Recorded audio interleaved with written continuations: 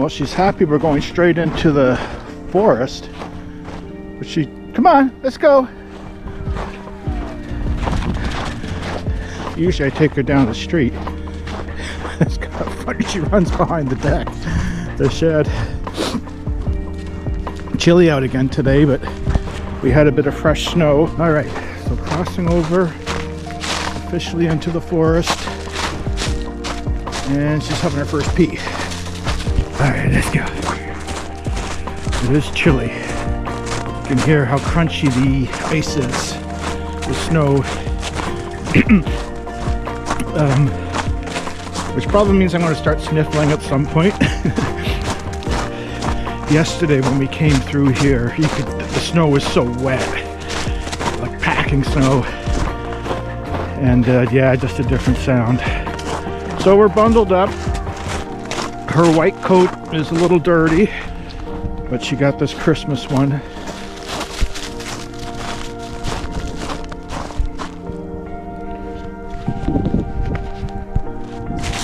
Okay.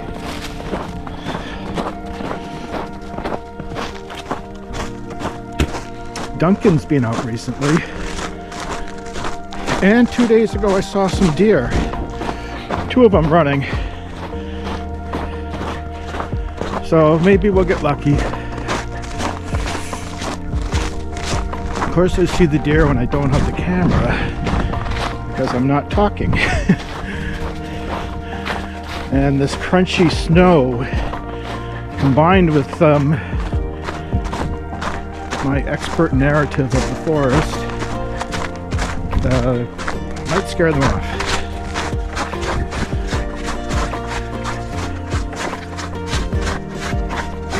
Well, you know what we did yesterday? I followed this path. We always come down here and then we will go this way and across the river, but I followed this, which is called the Juniper Spur. And yeah, it terminated in someone's backyard, so I didn't go any further. Yeah, the people are good. You know, I've let friends know they can cut through my backyard, and there's a couple other places. But you know, if you don't know someone, who's comfortable doing that, right? So for me, if you're coming here from another neighborhood, the end of King Phillip is the best way to get in. Anyone else, you're kind of walking, you know, like yesterday, that took you right to someone's driveway. And even my house, you know, you've got to basically cut through my backyard, which I've told friends, that's fine. I don't mind. But, you know, not the easiest thing to do to a stranger. Okay, where's that dog? There she goes.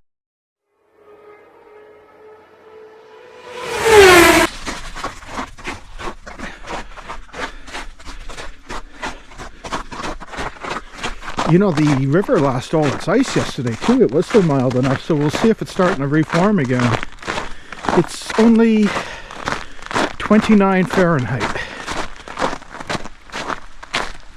So pretty cold night. And not a lot of ice.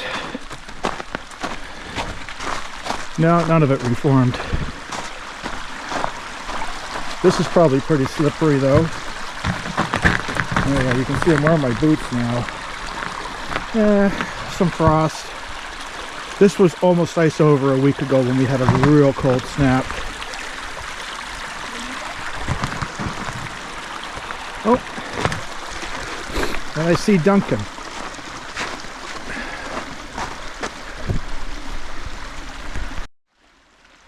Well, Duncan's tough to see, but Old Horse is up there.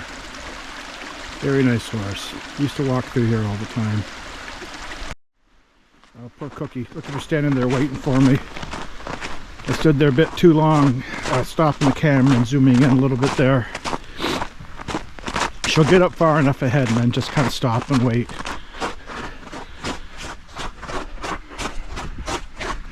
It's that beautiful, you know, little ravine with the water flowing down there, and the other street on the other side there.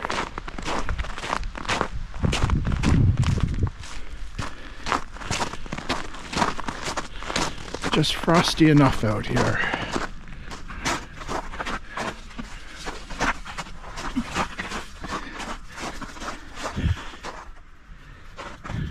Cookie knows which way she's going. We'll come out this way, by the way.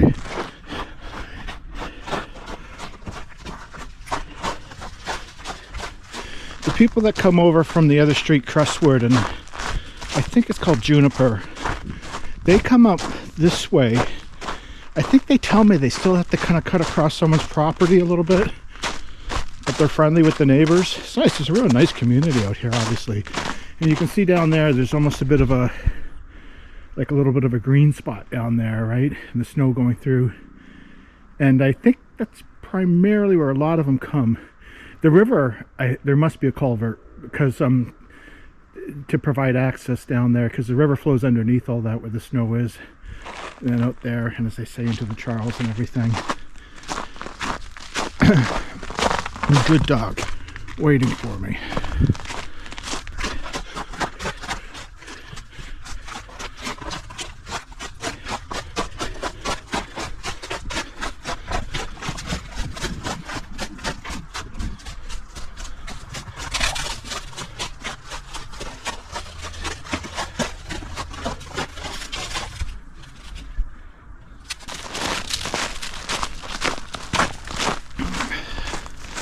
Can't really smell much of this. I think it's just a little bit too cold for it. I'm looking forward to the spring though. That's going to smell really nice.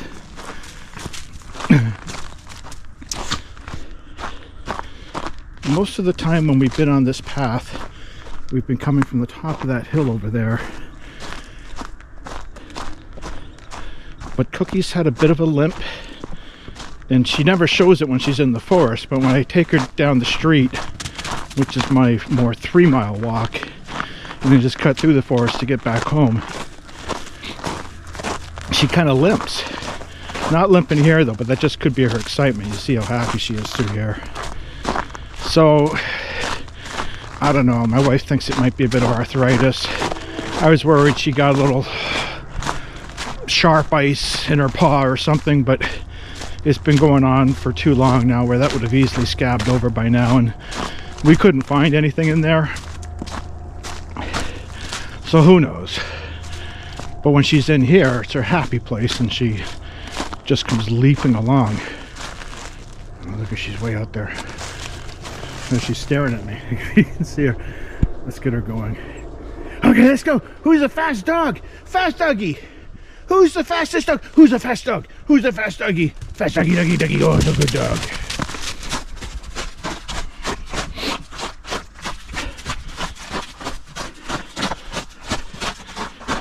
So crunchy. I wonder if this is a little bit icy here. Again, you know, lots of branches and rocks to get good footing as you climb these hills.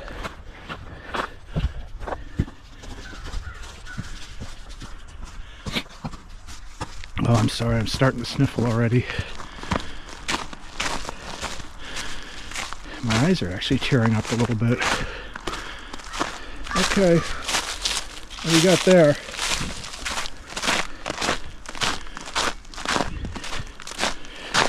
Last week of January though.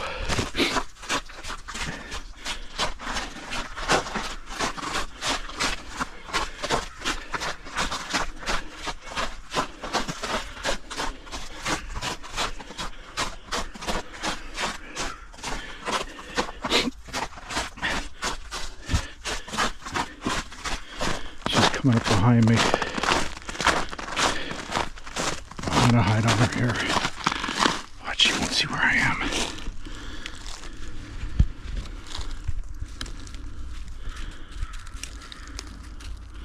Oh, she sees me. Hey!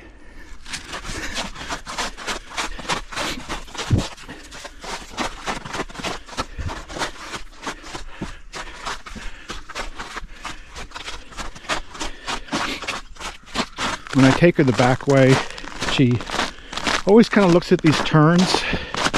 We're leaving the red trail, which was this. You can see the marker right up above Cookie there on that tree. And the blue trail is here And I don't see a marker, but there are some pretty close to the handy by. And we're going to go on the Red Blue Trail. They cleverly named this one. The other trails have cooler names. Juniper Spur, King Phillip's War, Indian Rock Trail, Blue Ridge Trail. This one I've just seen called Red Blue Trail.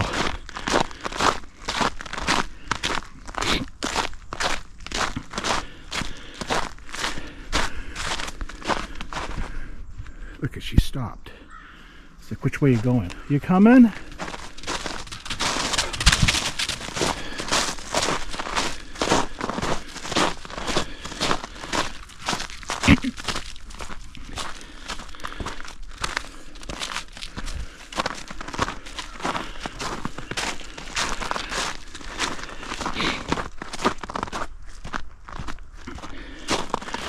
I'll let her decide if we go over the Blue Ridge and down the other side of Indian Rock, or go around the loop from the other side of up Indian Rock and back onto the Blue Ridge Trail to get back to where we are now. But she's got to get in front of me for that.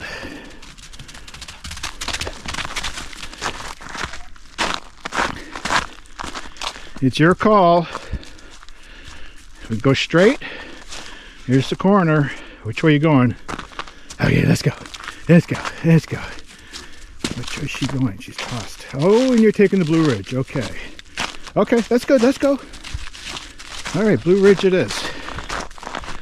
We're coming back to the spot. This is just a nice big circular loop. And if you're new to the trails, I definitely recommend this one. I'll tell you how to get to it when we get to the top of Indian Rock again from King Phillip. Although I know I've said that several times, it doesn't hurt. Because it's all picturesque. Like the trails we were just on. But this ridge, you know, the most challenging without being really challenging.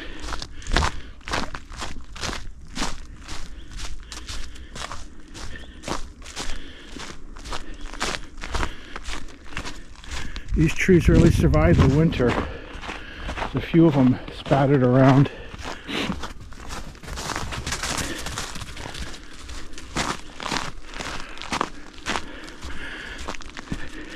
You make out the sound? Doesn't she sound like a horse? She's clomping away. Like a heavy footprint for a 40-pound dog when she comes running along. 4 paws hitting the ground.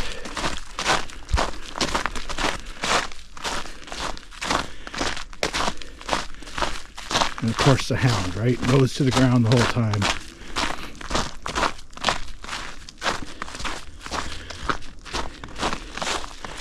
And nice and warm in her Christmas.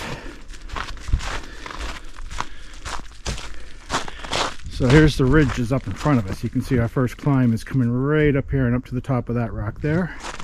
Good dog. Let's go.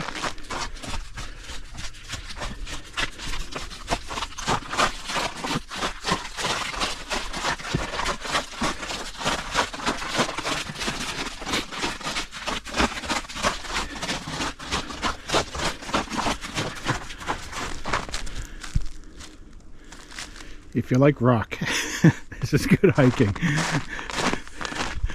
It's not quite the Blue Hills, but being that it's so historic here with the first Indian War, native settler war,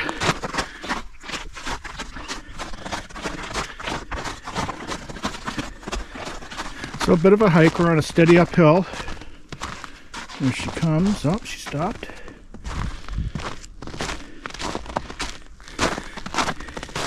I like to go up this side just for traction. All kinds of branches and rocks and stuff. And well marked. And up the top of this.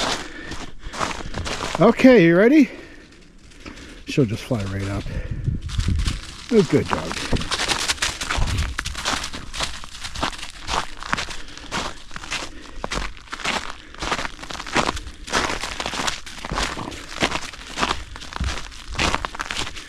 That's actually her snorting, not me. That was me.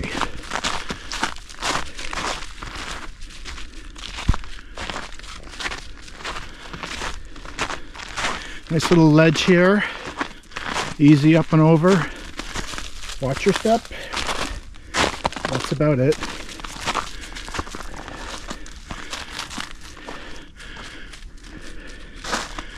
Now, I pointed some of these out. These markers are sometimes nailed to the funniest trees. Like that one there's down where that marker is. You can see if it didn't collapse onto that other tree, it would be horizontal. And this one here looks like it's, well, this one's probably got a bit of life in it. There's another one coming up ahead though that the tree is totally dead. Okay, let's go. Can you jump over this thing? Can you jump it? No, you did. Okay, let's go. So again, little ridge here over the top, but you can walk along here. It's not too high or anything. You just got to watch your step. You know, step in between the rocks and up and over, up the side. A little bit of a climb here.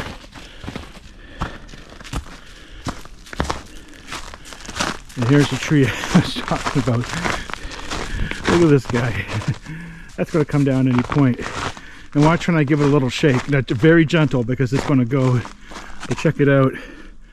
Like that thing's... I don't know how long that's going to last for. The trail is so worn though, and there's enough markers.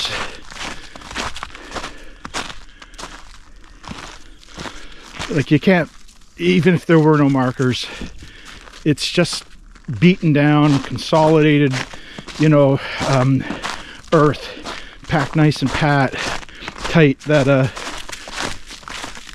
you see it, it's just apparent. Okay, Indian Rock, this is our last climb.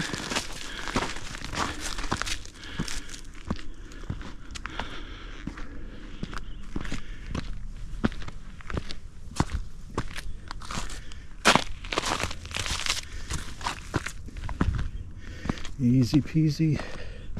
I'll get up to the top here.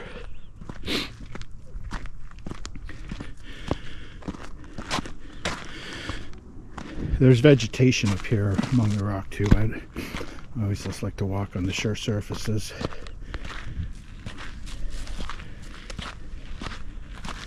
Right up to the edge. No deer. But you can see we're going to go down right here. Pretty steep. And look right at the bottom. You're all the way down by the time you're almost next to the rock down there.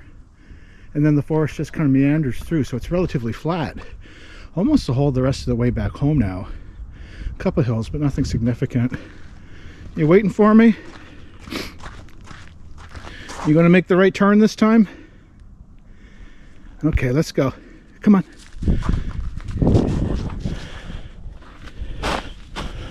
So, again, to get to it from King Phillip, come on, let's go, Cookie, come on. Once you get down here, and this is where she'll turn every time she does, but then she follows me. See that kind of red-blue sign there? Go right down there and right down to that hill. Short walk. There's even King Phillip there where those houses are. So right down there, it takes you right to the entranceway, which will come back that way. So I'll point it again when we get around that way. But we're going to do the larger loop.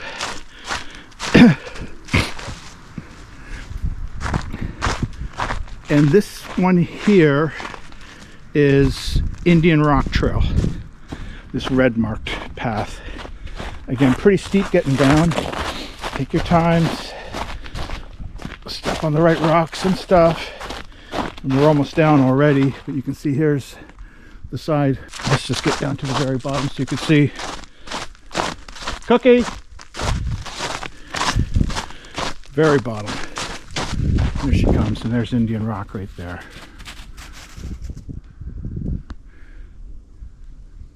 All right.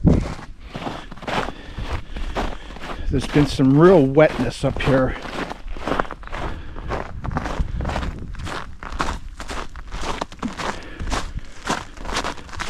I'm looking forward to it drying out, but I've been wearing these boots, which is much better for hiking through here rather than the running shoes I typically have on. Let's go, Cookie, come on. Boy, she stands there staring at me. Okay, you gonna run it? You coming? She seems confused about coming this way today.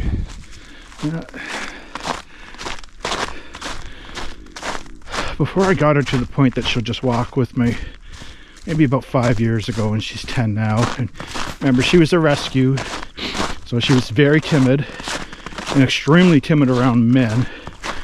Out of the four of us, my son, my daughter, my wife, and I, she warmed up to me latest. And I took her off leash and thought, I'll take my dog through the hike through the woods. She bolted right home. She ran out where King Phillip is, down the road to our house, covered in mud because she was running right through the puddles and everything. And I ended up getting in trouble for it. Good dog. Okay, she's really running now. Here she comes. Okay, good dog. And then I just started street walking with her. And some of the roads are a little crazy. Jordan specifically. People go too fast, and even when they see a pedestrian and a dog, they still don't. Most people do. I shouldn't be so general. But a lot of people just take it way too fast. Point being, I have to leave the leash on her. But it got to the point where once we kind of get off Jordan, there's good sidewalks and everything. And there's little stretches of road where I just kind of took her off leash for, you know, a couple 100 feet type thing. And she was good. She's kind of stuck with me. And longer pieces. And now I only have the leash on her on Jordan. Oh, Cookie, she just gave me a total whap in the leg as she went, you okay? Here, sit. That's a good dog. You okay? Okay, good dog. Okay, let's go. She's done that before.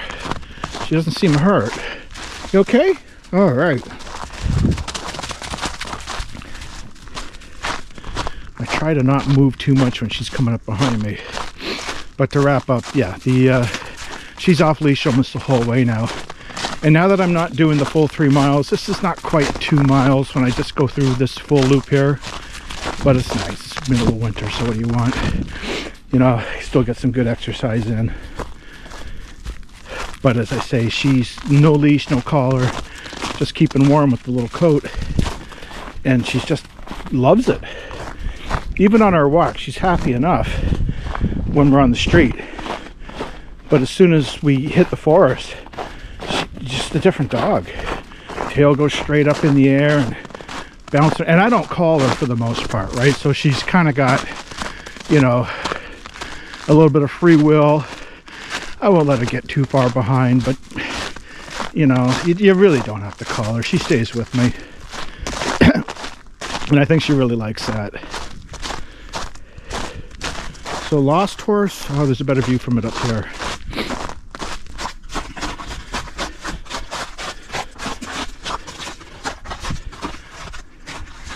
But this is where that, one of the larger rocks that we cross is, right up around the bend here. We'll stop here, but there's a good view.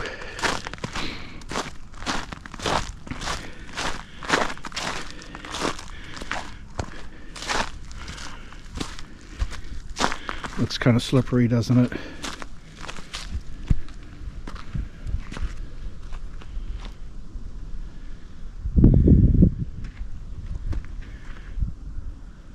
And that's the far end of it. We've gone from one end to the other as far as the length. It's kind of a long, narrow strip. Not too narrow. But if there's a length and a width, we're now at the top end of the length. I'll head down here. And this will take us, when we get out here, back to the Red Blue Trail. We'll hike that and then take a different route back to the house. This guy coming down, look at just barely, oh, there's a big nest up there. Squirrel maybe. Yeah, this is going to cross the path. It'll be a tough one to move without a chainsaw when it does come down. This is where I saw 2 deer a couple days ago. They were kind of just, they saw me, and as soon as they do, they always take off right away. But they were running up that way.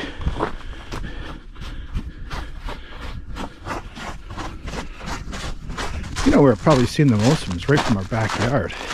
They come out at nighttime. You can kind of see them in the spring and stuff. They come and kind of nibble at the plants that are in the backyard. Maybe a little less thick foliage, so some fewer bugs.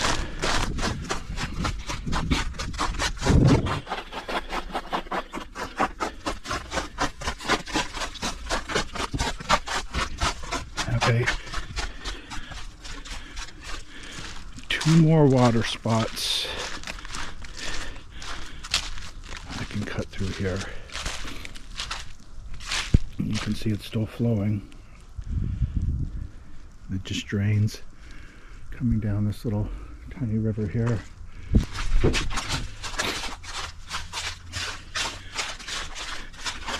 And up around the bend here, I'm hoping is the last. So this is the end of King Philip's War, and we are back on the blue-red trail. And it's wet, but it's not bad. So I'm, for the most part, dry the rest of the way. I'm calling it the red-blue trail. It is, but there's only a red marker on that.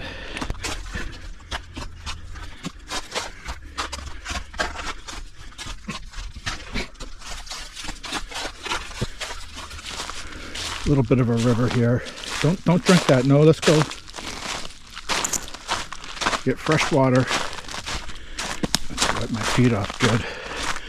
See that? The little stick broke. And she gets into cautious gear. So even though we've had her for 7 years now, little things. Oh, trucks can't stand.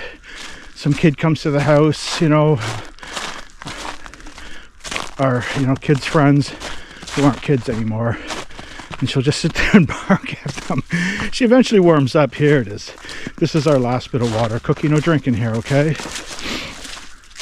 I think it's getting slightly smaller, but you can see it's not flowing, and it's got nowhere to flow to for the most part. Pretty flat, so it just needs to either evaporate or seep into the groundwater. Right, we're past it. You don't see a lot of people out here in winter. Summertime, when the weather's nice, it's actually the spring and the fall are the 2 best seasons. But when it's dry, it's you rarely ever see water there. So it's been pretty wet lately. So when it's dry, it's quite an easy walk. And here where we came out. So that was the Blue Ridge there. Cookie's decision making. And we'll continue this way. I wonder if anyone watches these videos on mute. Probably a good idea.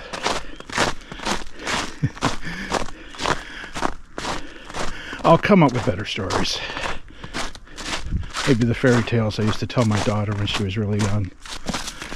Okay, good dog. Yeah.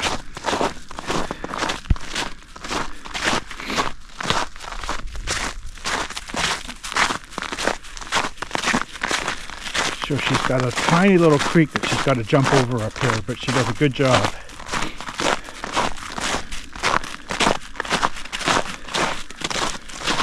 Nope. I know you always think we're going that way, Cookie. We're going this way, okay? All right. That's the red-blue. That's the red. And we're going to do the easy blue, which takes us right to King Philip. Cookie, this way. Come on. Here she comes.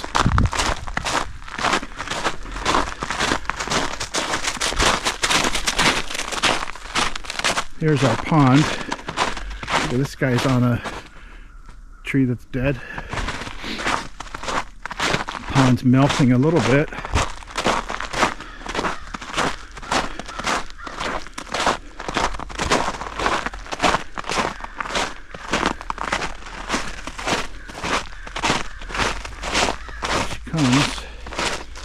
And you can see the path goes right over this here, but the water's high enough that we're all kind of cutting off to the side here. And this is where she makes her big jump. Oh, I'm way ahead of her. So let me just hop across here. Okay. Cookie? Watch this now. This way, good dog, good dog, good dog. Oh, the good dog. Oh, it's a pretty big pond, isn't it? That's the end of it right there.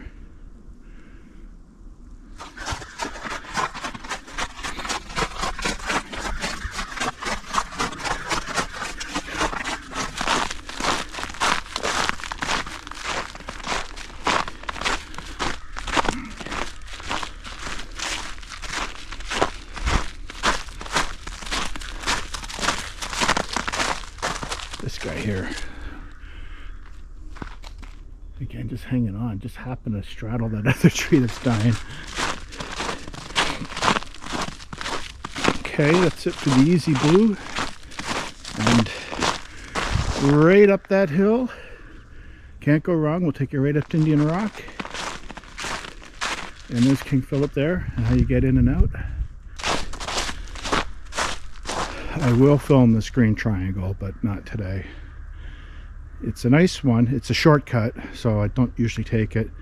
And it's a lot of hopping. It's going to be quite wet, so I'll wait for the forest to dry up a little bit. On a dry day, we'll take you through here. All the snow melted on these trees. This was nice yesterday walking through here. Oh, it's snowing now. A little bit. All this was covered with snow. It looked so pretty.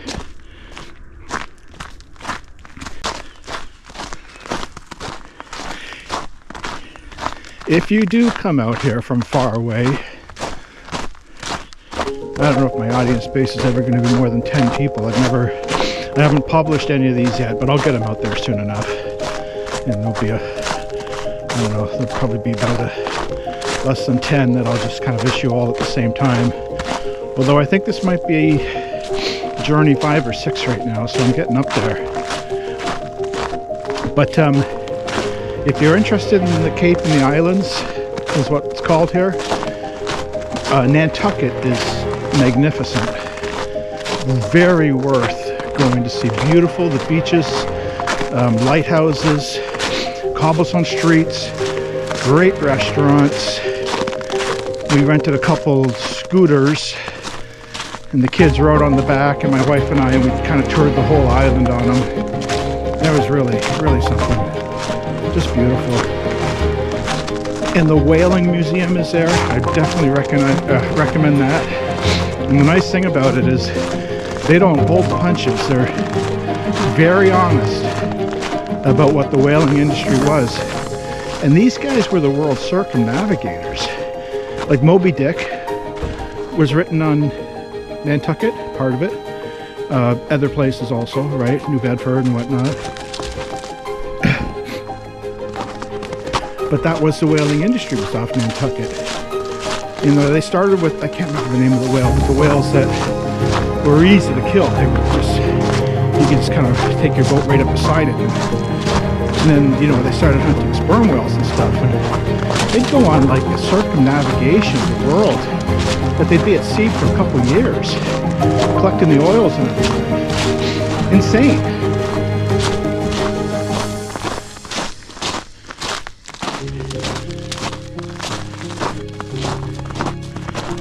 Especially for the time. It was all sail. Okay, I'll sign off. Thanks everyone again for watching. I hope you enjoy. Bye.